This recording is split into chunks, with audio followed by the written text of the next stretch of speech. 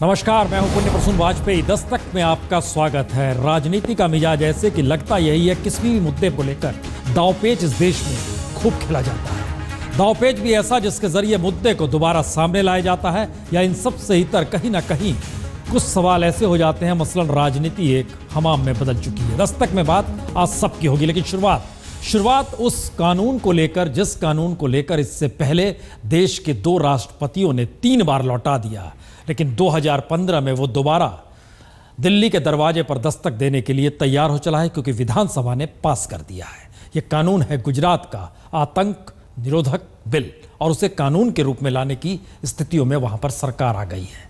Report देखिए, ये किस बात का अंदेशा है। नक्शे पर गुजरात को देखें तो समुद्र का 1600 किलोमीटर का हिस्सा अंतर्राष्ट्रीय सीमा है और जमीन का तकरीबन 500 किलोमीटर का हिस्सा पाकिस्तान की सीमा से लगा हुआ है। और इन सब के बीच 2002 में हुआ अक्षरधाम पर आतंकी हमला, उसे भी याद कर लें, जिसमें 32 लोग मारे गए थे। दरअसल इन्हीं 3 हालात का जिक्र कर आज गुजरात सरकार ने आतंक निरोधी बिल को विधानसभा में पास करा लिया कि कैसे आतंक का रास्ता गुजरात में खुला हुआ है और गुजकोका को कानून बनाना कितना महत्वपूर्ण है, इसका जिक्र भी किया। लेकिन बिल पास होने के बाद एक बार फिर आतंक को लेकर गुजरात का वही नजरिया सामने आ गया, जिसे इससे पहले 3 बार पास तो किया गया, लेकिन तीनों बार राष्ट्रपति ने बैरंग लौटा दिया। याद कीजिए, नरेंद्र मोदी ने गुजरात के सीएम रहते हुए 2003 के आतंक निरोधी बिल पर राष्ट्रपति की मुहर लगाने के लिए 2004, 2008 और 2009 में प्रयास किया, और अब आनंदीबेन पटेल ने बतौर सीएम एक बार फिर गुजकोका को विधानसभा में पास करा लिया है। यानी एक बार फिर राष्ट्रपति के दरवाजे पर गुजरात का आतंक निरोधी बिल आएगा। और राष्ट्रपति प्रणब मुखर्जी का नजरिया गुजरात के इस बिल को लेकर होगा क्या, इसका इंतजार हर किसी को है, क्योंकि इससे पहले जब भी गुजकोका को लौटाया गया तब जो सवाल इस कानून को लेकर उठाए गए, उसमें इस बार भी कोई बदलाव किया नहीं गया है। फिर ऐसा भी नहीं है कि दिल्ली में हमेशा कांग्रेस की ही सरकार थी जिसने गुजरात के आतंक निरोधी बिल को लौटाया हो। याद कीजिए, 2004 में अटल बिहारी वाजपेयी प्रधानमंत्री थे और तब के राष्ट्रपति एपीजे अब्दुल कलाम ने बिल लौटाया था। नया सवाल यह भी है कि देश में इससे पहले भी आतंक निरोधी कानून को काला कानून कह के हमेशा विरोध ही किया गया है, चाहे वो टाडा हो या पोटा हो या मकोका हो महाराष्ट्र का, या फिर गुजकोका। बावजूद इसके गुजरात सरकार ने आतंक निरोधी कानून की जरूरत समझी है, तो गुजरात में आतंकी घटनाओं में बनाए गए आरोपियों के हालात को भी समझना देखना होगा। गुजरात में पोटा के तहत 240 लोगों को आरोपी बनाया गया, लेकिन 90% मामलों में तमाम आरोपियों की रिहाई भी हो गई, जिन्हें पोटा की विशेष अदालत या गुजरात हाईकोर्ट ने दोषी करार दिया था। यानी सुनवाई सुप्रीम कोर्ट पहुंचने के बाद फैसले में कैसे बदल जाती है, यह सब कुछ हर किसी के सामने है। यहाँ तक कि अक्षरधाम मामले में जिन 6 आरोपियों को पोटा की विशेष अदालत और हाईकोर्ट ने मौत की सजा सुनाई, उन्हें भी पिछले बरस सुप्रीम कोर्ट ने बरी कर दिया। इस कानून में कड़क प्रावधान किए गए हैं ताकि ऐसे लोगों को कोर्ट के द्वारा उचित कड़क से कड़क सजा दी जाए और ऐसे तत्वों को नस्यत किया जाए। लेकिन गुजरात सरकार को इस बार लग रहा है कि गुजकोका पर केंद्र सरकार की भी सहमति होगी, क्योंकि गुजरात के सीएम रहते हुए जब नरेंद्र मोदी गुजकोका के पक्ष में थे, तो फिर 2003 के गुजकोका को हूबहू 2015 में जब विधानसभा में पास किया गया है और नरेंद्र मोदी सीएम से पीएम बन चुके हैं, तो गुजरात के हालातों के मद्देनजर इस बार गुजरात आतंक निरोधी बिल पर राष्ट्रपति की मुहर जरूर लग जाएगी। वजह कई है जिन वजहों से इसे कानून नहीं बनने देने की बात राष्ट्रपति इससे पहले करते आए। कुछ सुझाव दिए गए, समाधान के लिए रास्ते निकालने की बात कही गई, लेकिन वह गुजकोका अपने तौर पर रहा। 3 महत्वपूर्ण कारण, आइए जरा ये भी देख लीजिए। दरअसल पुलिस पूछताछ में दिया गया अभियुक्त का बयान ही अदालत में सबूत मान लिया जाएगा अगर ये कानून बन जाता है तो। गिरफ्तार अभियुक्त को 15 दिन की जगह 30 दिन तक पुलिस रिमांड में रखा जा सकता है। 30 दिन तक, एक बार पकड़ लिया तो भीतर कोई पूछ नहीं। अदालत में चार्जशीट दाखिल की मियाद 90 दिन की जगह 180 दिन हो जाएगी। और यही वो वजह थी कि इससे पहले जब राष्ट्रपति के पास आया, वो मोदी का दौर था, उस वक्त वो सीएम हुआ करते थे, उस समय राष्ट्रपति एपीजे अब्दुल कलाम, और उसके बाद प्रतिभाताई पाटिल ने इसे लौटा दिया। और अब आनंदीबेन पटेल को इंतजार है कि राष्ट्रपति प्रणब मुखर्जी लौटाएंगे या मुहर लगाएंगे, इसका इंतजार देश भी कर रहा है। सवाल मासूमियत का इसलिए उठता है क्योंकि 240 लोगों की गिरफ्तारी के निर्देश दिए गए थे पोटा के तहत, और उन सब में चीज़ें छूटती चली गई। उन सब की स्थिति ये आ गई कि दरअसल पोटा की अदालत, विशेष अदालत ने जिन्हें सज़ा सुनाई, हाई कोर्ट ने जिन्हें सज़ा सुनाई, सुप्रीम कोर्ट के हिस्से में वो आते ही स्थितियां बदलती चली गई। शायद इसीलिए इस कानून का जिक्र जब जब हो रहा है तो काले कानून के तौर पर हो जाता है। एक दूसरी स्थिति इन्हीं सबके बीच फाइल फिर से खुली है बाबरी विध्वंस को लेकर, और घेरे में लाल कृष्ण आडवाणी, मुरली मनोहर जोशी, उमा भारती, कल्याण सिंह, अशोक सिंघल, सीबीआई भी आ गई है।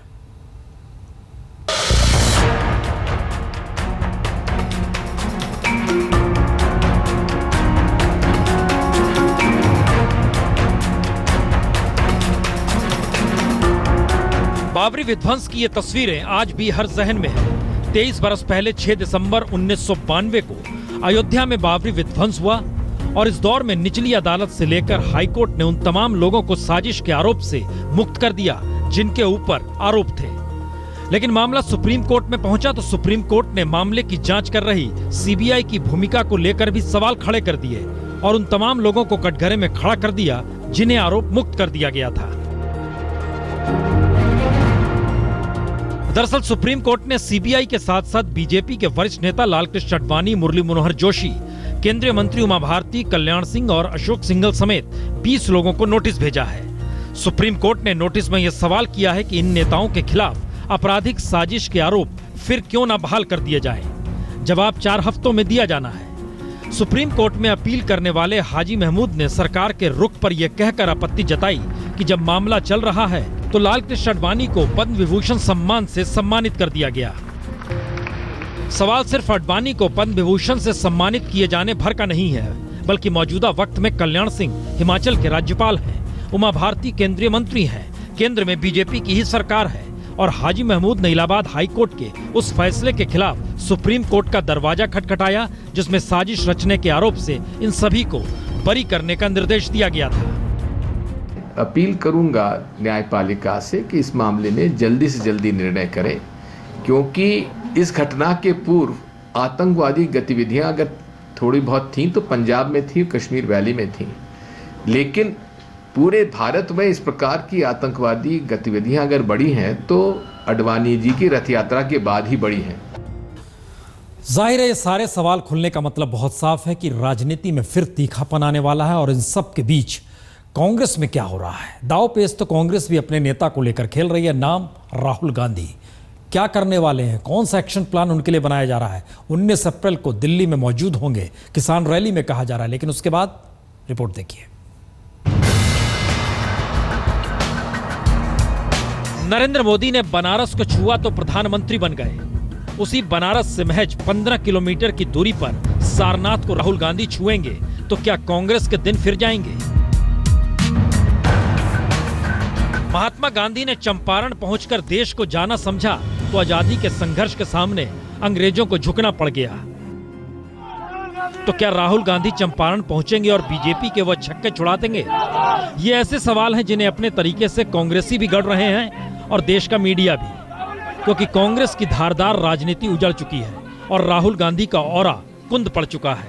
ऐसे में अब ये कयास लगाए जा रहे हैं कि राहुल गांधी की घर वापसी होते ही उन्हें एक्शन में ले आया जाए और बुद्ध से गांधी तक के रास्ते देश जोड़ो का फार्मूला दे दिया जाए। अब जो प्रोग्राम बनाए, लेकिन ये हिंदुस्तान भर में निकलेंगे, जाएंगे और जनसंपर्क करेंगे। जो एनडीए सरकार के द्वारा जो किसान विरोधी और जनता विरोधी जो कदम उठाए जा रहे हैं, निर्णय लिए जा रहे हैं, उसके विरोध में जुटेंगे, हिंदुस्तान भर में जुटेंगे।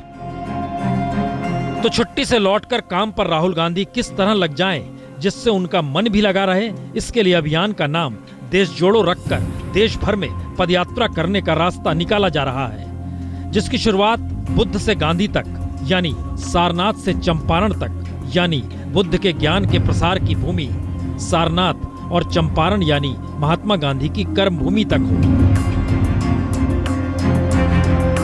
इस दौरान तकरीबन 1000 किलोमीटर की पदयात्रा भी राहुल गांधी करें और इस प्लान में दलित राजनीति का एजेंडा भी जोड़ दिया जाए तो क्या बात है। और शायद इसीलिए दलितों की समस्याओं से लेकर लोगों के साथ संपर्क और सरोकार जोड़ने के लिए अलग अलग नेताओं को इस पदयात्रा से भी जोड़ा जा रहा है। और दलित नेता खास तौर से के राजू और दलित सांसद पीएल पुनिया को इसकी खास जिम्मेदारी भी दी जा सकती है। सत्ता में रहते राहुल कांग्रेस संगठन को मजबूत करने की कोशिश में जुटे, संगठन और कमजोर हो गया। यूपी और बिहार में कांग्रेस की खोई जमीन वापस लाने के लिए मेहनत की, हालात और खराब हो गए। फिलहाल कांग्रेसी इस बात पर तो खुश हैं कि राहुल एक्शन में आ रहे हैं, लेकिन विरोधी कहते हैं कि राहुल जैसे जैसे दवा करते हैं, मर्ज वैसे वैसे बढ़ता जाता है। दिल्ली से कैमरामैन अजय ठाकुर के साथ कुमार विक्रांत सिंह, आज तक। मुश्किल इतनी बार नहीं है कि जो दवा करता है मर्ज बढ़ते चला जाता है। इस देश की बिसात को पलट कर देखिए तो जब जब इस देश में आंदोलन हुए, हर 15 बरस के बाद एक नई तरीके की परिस्थितियां देश के सामने आकर खड़ी हो गई। लोहिया का दौर हो, जेपी का दौर हो, वीपी का दौर हो और उसके बाद अन्ना का दौर हो, लेकिन इन सब के बीच जनता बहुमत देती है, सरकारें फेल हो जाती हैं। जिक्र हम किस बात का कर रहे हैं? जिक्र हम इसलिए कर रहे हैं क्योंकि आज शिवसेना के मुखपत्र में संपादकीय छपा। ठहाके लगाए गए संपादकीय में यह कहकर अब राजनीति के हमाम में तो केजरीवाल भी आ गए।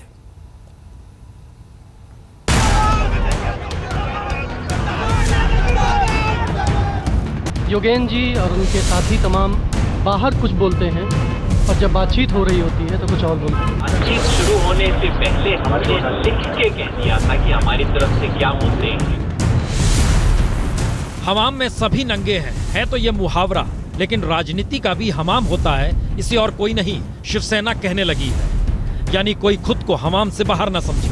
और ये आवाज शिवसेना ने इस तरीके से लगाई है कि आम आदमी पार्टी के भीतर जो घमासान मचा है वह खुश हो चली है। और खुश इस हद तक है कि अपने मुखपत्र में संपादकीय लिखकर बकायदा ठहाके लगा रही है। शिवसेना खुश है कि अब आम आदमी पार्टी भी उसकी कतार में शरीक हो गई और केजरीवाल भी उन्हीं के जैसे नेता हो गए। क्योंकि केजरीवाल ने एक वक्त राजनीति को कीचड़ मानकर व्यवस्था परिवर्तन का जो सपना देखा था, वो आम आदमी पार्टी के झगड़े में कैसे स्वाहा हो गया, उसका मजा लेकर शिवसेना ने खूब ठहाका लगाया। अन्ना जी कई बार मुझे कहते थे कि राजनीति कीचड़ है, गंदे हो जाएंगे, लेकिन मैं अन्ना जी को समझाया करता था कि अन्ना जी अगर ये राजनीति कीचड़ है तो अब इस कीचड़ के अंदर खुद ही घुसना पड़ेगा और उस कीचड़ को खुद ही सफाई करनी पड़ेगी। तो क्या वाकई राजनीतिक व्यवस्था को बदलने निकले केजरीवाल को राजनीतिक सत्ता ने ही बदल दिया? यह सवाल शिवसेना ने अपने दामन को साफ बताने के लिए किया है, या फिर आम आदमी पार्टी सरीखी राजनीति से तमाम पारंपरिक राजनीतिक दलों को जो खतरा पहले महसूस हो रहा था, उसे आम आदमी पार्टी के झगड़े और एक दूसरे पर कीचड़ फेंकने के खेल ने हर खतरे को दूर कर दिया है। संकेत कुछ ऐसे ही निकल रहे हैं। दुखिया सब संसार है, खाए और सोए, दुखिया दास कबीर है, जागे और रोए। क्या है उस स्टिंग में सर, क्या जानते हैं? ये कबीर दास से पूछिए कि क्यों वो जागे और रोए। सर वो तो नहीं है फिलहाल, लेकिन आप क्या जानते हैं उसके बारे में? हम बनारस के कबीर की परंपरा के हैं, हम जाग रहे हैं, हमको नींद नहीं आ रही है और हमको रोना। सामने लाएंगे स्टिंग आप सच्चाई दिखाने के लिए? पास से वो लाएगा ही, ये स्टिंग का धंधा ही कुछ और है। तो क्या वाकई आम आदमी पार्टी की धार अब कुंद पड़ चुकी है? क्योंकि जो सवाल उठे हैं उसने योगेंद्र यादव और प्रशांत भूषण से आगे के सवाल खड़े किए हैं। क्योंकि आम आदमी पार्टी अब उन्हीं राजनीतिक दलों की कतार में शामिल हो चुकी है जिनके विकल्प के तौर पर कभी आम आदमी पार्टी ने सपना देखा था, या कहें सपना जगाया था। ये सवाल आम आदमी पार्टी के भीतर हो या ना हो, लेकिन आम आदमी पार्टी की जो छवि बीते 2 बरस में जिस तरीके से गढ़ी गई, उसका तो बंटाधार वाकई आपसी गाली गलौज और मारपीट के बीच हो ही गया। 2 आदमियों ने पकड़ा, बाहर ले आए। बाहर 2-3 थे, उन्होंने लातों से और मुक्कों से फिर मेरे पेन वगैरह सारे टूट गए और बाहर लाकर एक कोने में बिठा दिया। जब तक ये मीटिंग खत्म नहीं हो जाती तब तक यहीं बैठे रहेंगे। यानी शिवसेना के मुखपत्र के इस संपादकीय ने यह संकेत तो दे ही दिए कि वामपंथी झुकाव के प्रशांत भूषण और समाजवादी योगेंद्र यादव अपनी विचारधारा से केजरीवाल के जिस जज्बे को धार देते रहे और देश में वैकल्पिक राजनीति का जो सवाल पैना होता चला जा रहा था, उसने झटके में आम आदमी पार्टी के भीतर के छुटमइयों की सोच तले आम आदमी पार्टी को इस तरीके से बिखरा दिया कि आम आदमी पार्टी की धार कुंद हो गई। जिसके बाद राजनीति को नंगों का हमाम बताकर हर कोई आम आदमी पार्टी को भी हमाम में खड़ा करने से चूक नहीं रहा। बहरहाल इन सब के बीच प्रधानमंत्री का स्वच्छता अभियान जिक्र इसलिए हो रहा है क्योंकि पहली बार किसी ने ना सोचा होगा कि इस देश में सड़कें गंदी हैं, गंगा भी मैली है, लेकिन किसी ने सोचा हिमालय की भी सफाई हो सकती है। रिपोर्ट देखिए। उसकी सफाई के लिए कल फ्लैग ऑफ किया जाएगा और उसके बाद 4 तारीख को काठमांडू से भारतीय सैनिक निकलेंगे।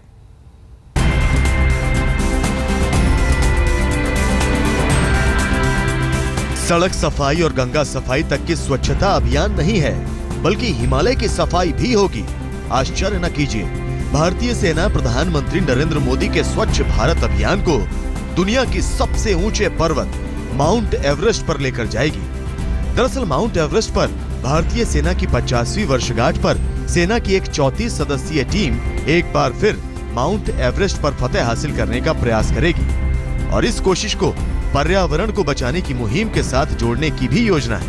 इसी के तहत पिछले कई दशकों से माउंट एवरेस्ट पर कई पर्वतारोहियों द्वारा छोड़ा गया कूड़ा सेना के जवान समेटकर वापस लाएंगे। जानकारी के मुताबिक हिमालय पर करीब 25 से 30 टन कूड़ा है जिसकी सफाई की जाएगी। इसकी शुरुआत 4 अप्रैल से होगी जो 14 मई तक चलेगा।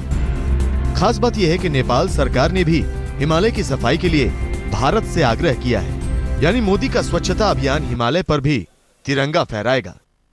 प्रधानमंत्री नरेंद्र मोदी का स्वच्छ भारत अभियान अब दुनिया की सबसे ऊंची चोटी माउंट एवरेस्ट पर जाने को तैयार है। भारतीय सेना की एक टुकड़ी न केवल एक बार फिर माउंट एवरेस्ट पर फतेह हासिल करने की कोशिश करेगी, बल्कि पिछले कई दशकों से जिन पुराने पर्वतारोहियों ने माउंट एवरेस्ट पर अपना पुराना सामान, कूड़ा करकट, जो कुछ भी अलग अलग बेस कैंप और स्टेज कैंप पर छोड़ा है, उन सबको समेटकर नीचे लेकर आएगी। उसे डॉकेट किया जाएगा ताकि एक बार फिर माउंट एवरेस्ट स्वच्छ हो जाए।